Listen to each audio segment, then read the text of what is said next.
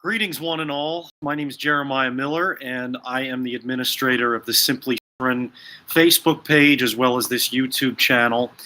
And my goal really is to both explore Kierkegaard in terms that are relevant to the 21st century, as well as make some of his ideas more simple to digest for folks in the 21st century.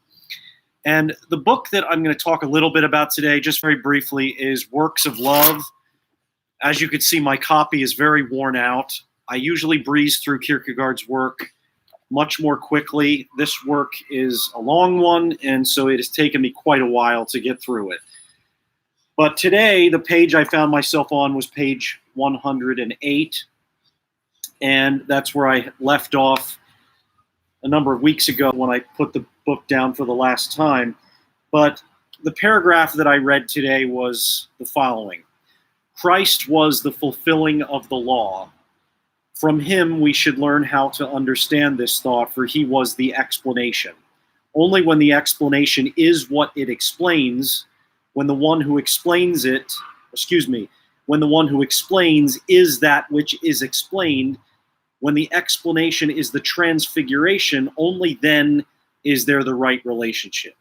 Now, this paragraph is much longer than what I just read, but I'll leave it at that, just to kind of go into some of the thoughts I've had which relate to this work as well as some of Kierkegaard's other books. This makes me think of Kierkegaard's idea that he brings up a lot in the last book I read, which was The Lily of the Field and the Bird of the Air. And in that book, he was imploring readers to learn from the lily of the field and the bird from the air, and take seriously Christ's suggestion to do so, and take seriously the idea that there is something that human beings can learn from the lily of the field and the bird of the air, and that they should do so earnestly, not see it as some kind of novel joke or some kind of quaint philosophical phrase that we really shouldn't attempt to follow, but see it as something that we should truly listen to and adhere to. What Kierkegaard says in that book is that the lily, as well as the bird of the air and nature itself, teach joy. And the reason why they teach joy so well is because they are joy. So one of the things that I think he's trying to say is that the best teachers are the people who embody what they teach. And to put this simply, I'll use this as an example to simplify Kierkegaard. What he's trying to say is practice what you preach. That's something that we hear all the time. And I think that's a very simple way of understanding what Kierkegaard, in maybe more complicated terms, says again and again in numerous of his works. We hear in, I believe it is Training in Christianity, the idea that Christ was a synthesis of loftiness and lowliness. In The Sickness Unto Death, we hear the idea that the human being is a synthesis of possibility and necessity.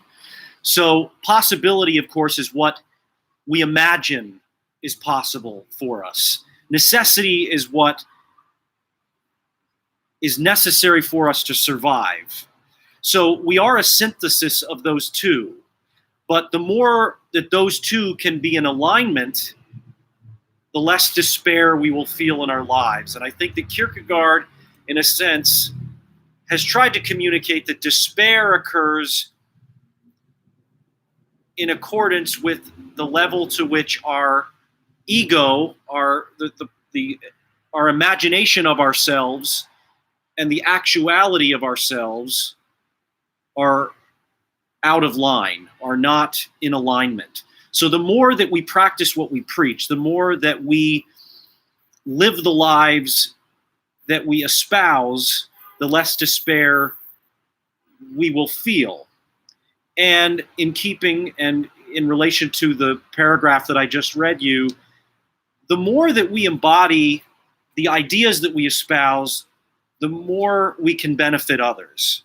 So if we're a college professor teaching something and we don't truly embody what we are teaching, if we're just sort of spouting off ideas that we have not tried to live, and ideas that have not been put into any action by ourselves, we will not be as effective at teaching our subjects. So this is why Kierkegaard felt that the lily of the field and the bird of the air are the best kinds of teachers, because they are what they teach, which is joy. And I think Kierkegaard would say we should always be trying to teach joy, regardless of what it is we're teaching, whether we're working at some kind of trade school and teaching automotive repair or a Harvard philosophy professor. We ultimately should be embodying joy and teaching joy, and that really that is the most important thing to teach. And I think in this work, which I just read, and in others, he's saying that Christ really embodies this idea, that Christ and God have no division between what they teach and what they do. So there was no gap for Christ between his possibility and his necessity. Everything that he taught, he embodied. And I think it's important that Kierkegaard makes a distinction between God and humanity in this respect.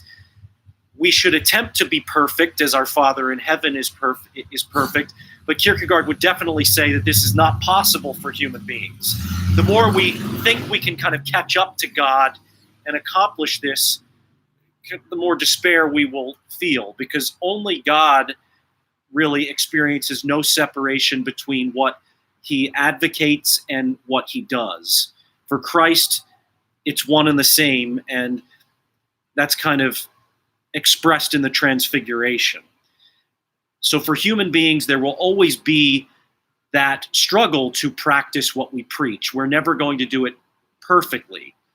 And in a sense, God already practices what he preaches simultaneously. There's no divide, and he accomplished this an eternity ago. So if we ever want to accomplish this, we're always going to be trying to play catch up, but we have to understand that we can never catch up to God, that there's always going to be a struggle for us as we attempt to practice what we preach, but that is what will bring us into a kind of alignment and harmony. And the points in our lives when we are what we say we are going to be the times when we feel the most peace and harmony in our lives. So with that, I will end this live stream.